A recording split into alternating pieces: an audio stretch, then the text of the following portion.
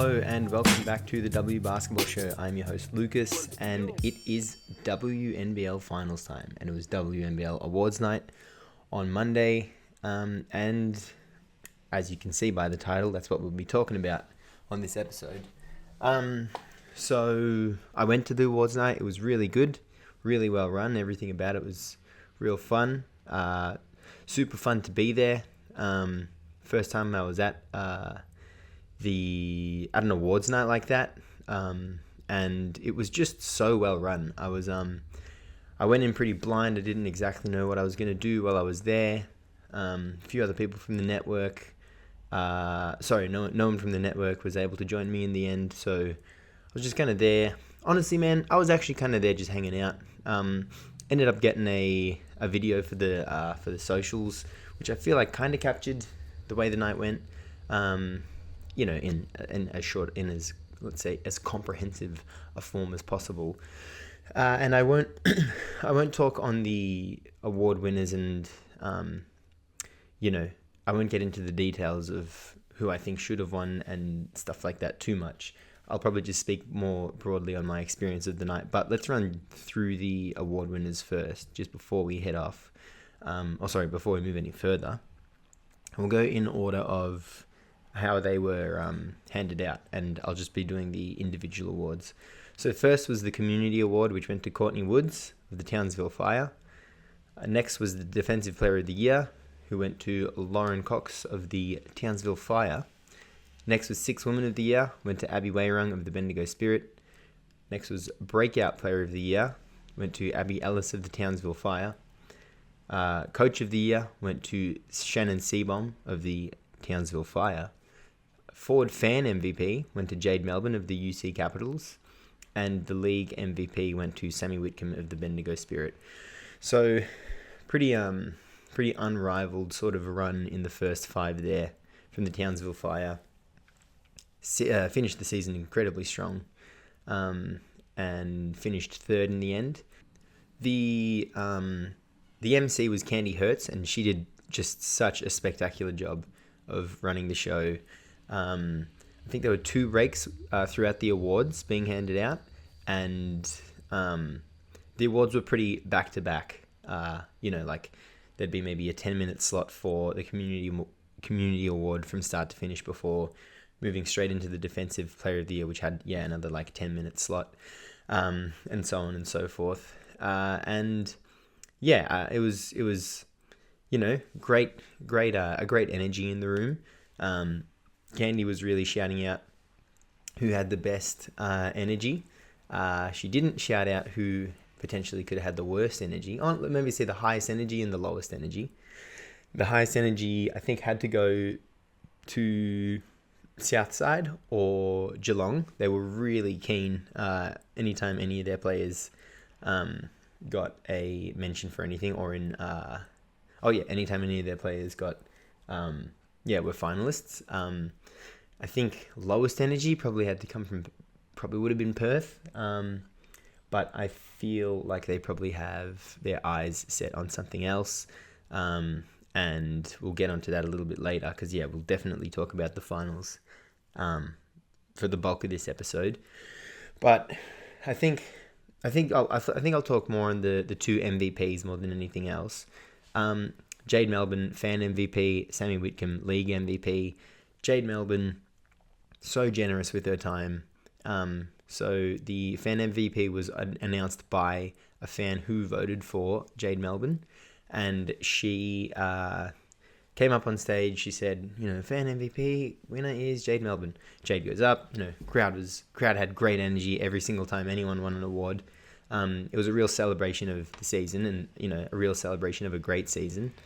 Jade went up, accepted the award, spoke really well. Didn't waste her words. Every sentence was a different point, and she's just a superstar basketball player. We finally got to see that, or not we, but I feel like the broader sporting community got to see that in the Olympics last season, and basketball fans know exactly how good she is. But you could see it from not only the fans in attendance, but also other players, other people that are involved in basketball, everyone had something to say. Everyone had something they wanted to say to her after she'd accepted her award and went off to get her photo. Everyone wanted to congratulate her and have their minute or two with her, and she was just super humble, super chill, really in the moment, and really appreciative of everyone coming up to her. And then went to take her photo afterwards with the award, and then she called over the fan to take the photo with her. And then in the photos you might have seen online, the girl who handed out the award was holding it, and that was all Jade's doing. Jade was like, "Yeah, come over here, why don't you hold it?" Or maybe they held it together, but yeah, it was just like the girl was super, like, I don't know, I feel like she was super comfortable. I feel like that's a lot, credit to her, and then also that's a lot to do with what I think Jade's attitude to being a professional athlete and a role model. And super. It was a super nice moment to see her recognized as the fan MVP, especially. And then as for the league MVP, which I'm sure Jade Melbourne will win multiple of before her playing career is over, Sammy Whitcomb, no brainer. Lauren Jackson handed out this award, who used to be a basketball player, some of you might know. And she said, she was like, and league MVP, no surprises here, it's Sammy. And then she went up, accepted the award, also gave a great speech. And I guess I feel like these award nights, I feel like that you really feel what the award means when you see the player in a room full of their peers accept the award. Like that moment is really, it's a real recognition of the season you've had, and whatever award you're winning, it's not even a tongue twister. Whatever award you're winning, you've had to beat such good basketball players and like such deserving basketball players, not just the finalists, but like the top 25 WNBL players are like dead set guns, and they're in the room with you, and you're like, oh, this is clearly the best player this season. That moment has to mean something. I mean, like, as a viewer, as an analyst, a journalist, it means something from the story. But from the players that didn't win, it's like, oh, I want, like, not that I'm one of them, but it's like, oh, I want that to be me next year. Like, for sure you would want that. And get a standing ovation. You get 5 minutes to speak on your experience of your season, and you get your 5 minutes.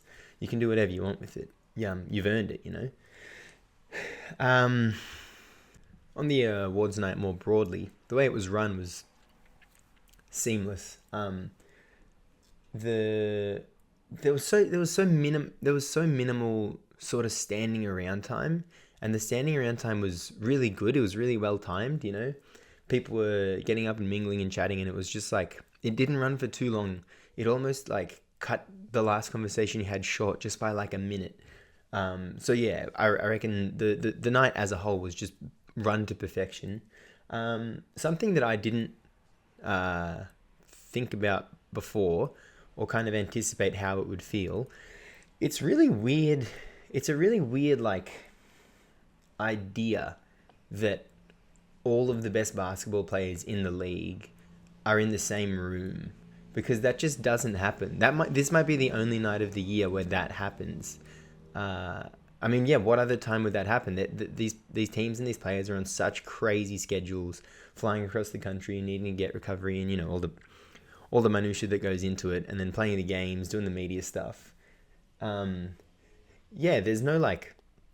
There's no time in the season where this would happen. And then you're looking across, and it's like, oh, this is the starting five from every team, not just two teams in the same room, plus a lot of the role players, plus the coaches. And it was just like, and administration and everything.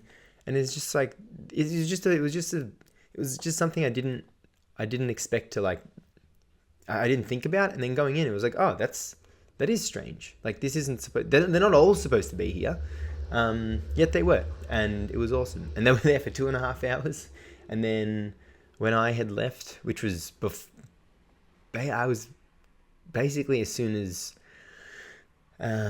Sammy had made her speech, I left, and I went around, which I learned was the long way around, And when I came up onto, I want to say Exhibition Street, but that feels Flinders Street. I saw like 3 different groups of players that had somehow gotten ahead of me. But 3 different groups of players from 3 different teams that had already left. And it was like, oh, wow, this is really just like, this is business for you guys. But yeah, so great night. Hopefully I can go to more of them in the future. And I think in future, it's something you definitely need to plan ahead in terms of content and media and journalism. And you'd have to do it with someone else.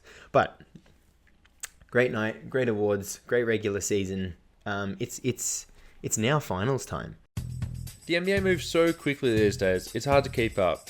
Shams and Woj are breaking stories left and right, but the Quick Time Out is right there with them to keep you informed on the latest NBA news. Stop in and let us break it down as it happens. Find the Quick Time Out on the Deep 2 Podcast Network. It's now finals time indeed. 4 teams remain, as is the case when it comes to the finals, and they are the teams as follows. From 1st to 4th, the Bendigo Spirit, the Perth Lynx, the Townsville Fire, and the Sydney Flames. Now, I think the most interesting thing this season, going into the finals, is where these teams have come from since last season this time. Other than the Perth Lynx I'm going, where did they come from last season's grand final series? So where were they from last season 3 weeks from now? So I reckon I'll go from bottom to top. For this season. So this season in 4th place is the 8-13 Sydney Flames, who last season finished 5th with an 11-10 record. The team that finished 6th last season was the Bendigo Spirit with an 11-10 record as well. So pretty insane, the distribution of wins from last season to this season. And at 8-13, the Sydney Flames are they're weaker than they were last season. That's a pretty softball, take. An 11-10 team is probably better than an 8-13 team, but it doesn't feel like a 3-game difference. It feels like maybe a 1-game difference. Which I guess speaks to the strength of the bottom half of the league this season, whereas last season it was Adelaide and Canberra just seemed, they just weren't able to put wins together. And even Adelaide had that late winning streak at the end of last season. But other than that, they were also, hate to say it, but they were easy beats for the majority of the season. And then that top 6 was just super strong. And now this season, it just feels like every team was, strong and had their strengths, and there were no easy beats, and there was just a class above. And Sydney from last season to this season, I feel like it's just now been 2 seasons of disjointed basketball. I feel like I've said this multiple times on this show, but they're coming up against Bendigo. They're going to Bendigo. Not going in with a lot of health. And Bendigo have just been steamrolling this season, an 18-3 record versus an 8-13 record, and home court advantage and the league MVP and whatever else you want to call it. Abby Wairung, 6th player of the year, 6th woman of the year. And Kennedy Kariyama, I really hope I didn't mess that up. But their coach, I think, pretty stiff not to win Coach of the Year, especially considering who he's had to integrate this season, the decisions he's had to make with, deciding who's going to be a starter and a backup. No, not exactly that, but integrating, because they just have so much depth in their backcourt. Integrating Kelly Wilson and Abby Wairung off the bench, sometimes going with 3 guards on the court, sometimes starting with 3 guards alongside Veronica Burton and Sammy Whitcomb. But then also, the mold of this team just changed from this season to last season so dramatically. And as good as your team is, 18-3, you don't do that without elite coaching. but this is the part I'm supposed to be talking about, the Flames. I think, yeah, I think the Flames, they finished so like the very end of the season they kind of petered out. But once they'd guaranteed and locked in that finals position, those last 2 wins they had, they looked really really deadly, and I think they looked like Bendigo wasn't going to be able to just walk through them. But I don't know. I think falling in having your form slip in those last two weeks, I feel like that's, Bendigo isn't a team that's going to let their form slip at all. So yeah, I think this will be a pretty handy series win from the Bendigo Spirit, who I've talked about quite a lot. But from last year to this year, yeah, finished in 6th with an 11-10 record. They now finished in 1st with an 18-3 record. They finished the season so strong. I remember the playoff for the 4th slot last season really felt like it was between Perth and Sydney, and Melbourne were able to break themselves away from that battle for 4th by securing themselves or being in the top 3 pretty much all season. And then Melbourne ended up finishing quite like they looked like they had the potential to slip to that who's going to finish 4th conversation. However, Bendigo, they kind of forced their way into that 11-10 mix. They finished the season 4-1. I feel like it was potentially even 5-1, but their last 5 was definitely 4-1 because I'm looking at it right now.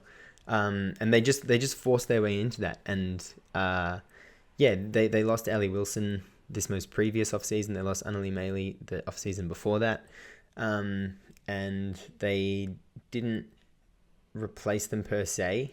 They got more guards, and they got Mariana Tolo at the 5, and they're completely different this season, but they still somehow built off the momentum that they finished last season with. And it'll be interesting. It'll be interesting to see a team who, at their core, Wilson, Wairung, Kerryama,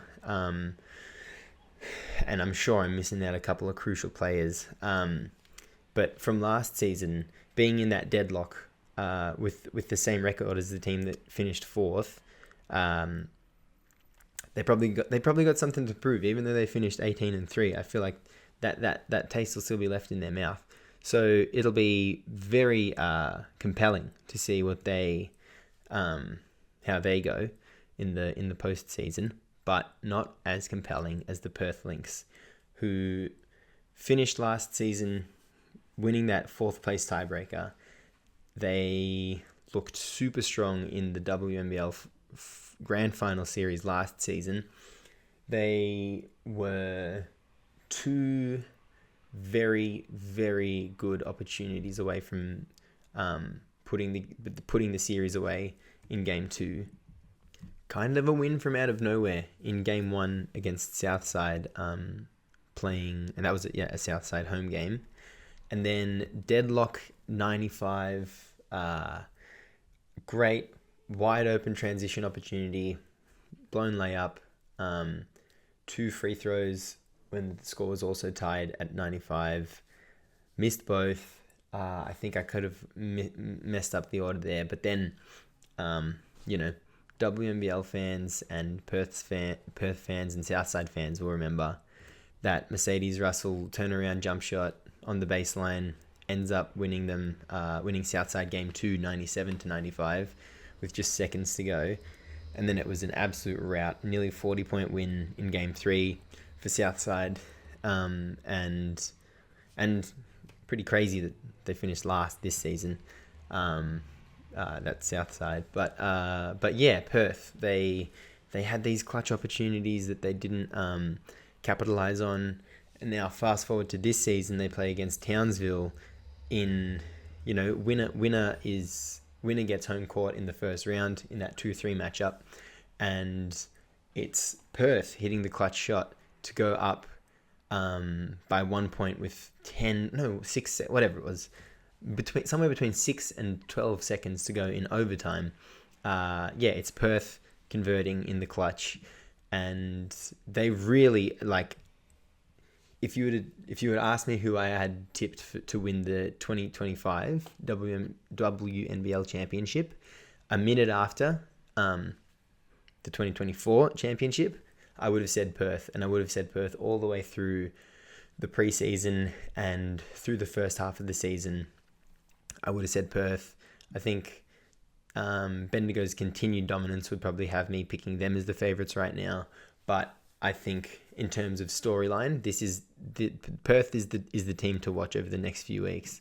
I just think that everything will be so heavy, not to them, but as a viewer, and as the story goes, everything just feels like it holds that much more weight, which is interesting because it's the complete opposite of the way that their team plays basketball. They play this super free, super empowered, really just like great system, but then also incredible talent that all complement each other, and they play so free, and it just gets the best of their individual abilities out, and it's so fun to watch them play. So yeah, it'll be interesting to see the year-to-year trend for the Perth Lynx, and I'd still say they have the best starting unit in the competition. But finished super strong all season, and they come up against the Townsville Fire, who finished last season in pretty poor form, and then obviously lost that first round series against the Perth Lynx. But they finished with poor form. They finished first. They finished with a 14-7 record, which they improved upon this season. They came third with a 15-6 record, which also illustrates the disparity in, the balance in wins last year compared to the imbalance in wins this year. Bloody top 3 this year, better record than number 1 last year. Make that make sense. But Townsville finished the second, let's say the last 2/3. Let's say the last 2/3. I mean, what's the one below that? Not the last 2/3. The last 5/9 of the season. Super strong. What's the difference between 2/3 and 5/9? It's not that much. But they finished the last big chunk of the season very strong. They forced their way back into contention, like not only back into an above 500 team or like a postseason lock team, but back into contention. They seriously could win it all. Especially they're not even on. It's not even like they're in a hot streak. They've now fully refound their form, led by Courtney Woods, who I just can't believe how good her production's been this season. And then, anchored by Lauren Cox on the other end as well. It'll be very interesting to see how they go this postseason. I think, from last year to this year, it's, two trend lines going in complete opposite directions. But last year, that netted them the first place on the ladder. But in terms of their story this season, I think the parallels between them and Perth, no, not the parallels, the contrast between them and Perth will be pretty evident. I think Perth will come out of the gates hot, which they do, regardless. But I think there'll just be a different poise for Perth this season in the postseason. I didn't expect to make predictions on this pod, but I feel like I've kind of come to them as the pod's gone on. But I think going to take the two home teams here, which would be, I'm not breaking any news. Not I don't know. I don't have a good analogy for this, but they're the easy pick, but they're the easy pick for a reason. They finished first and second for a reason. But super excited to watch these. To watch the postseason. If you're not watching the WNBL finals, what the bleeming heck are you doing? And I've I've tentatively locked in, not tentatively, I have a soft lock in that I'm going to go to Bendigo for the game this Sunday. The closer I get to Sunday, the more I realize how long a 2-hour journey is, because I'm not only doing it one way, I'll be doing it 2 ways. So I really want to get myself to Bendigo on Sunday. So I really hope I stick to that, because that's because it's, how many opportunities am I going to get to watch postseason WNBL action? Oh, I'm definitely going. What am I talking about? Anyway, I'm glad you guys heard me talk through that, and I hope you have enjoyed this episode. I hope you had a player win an award. If you went for Townsville, I hope you I hope you enjoyed the WNBL Awards night, and learning who won the awards as the night went on. And just WNBL fans across the country, I hope you enjoy the finals as much as I do. Goodbye.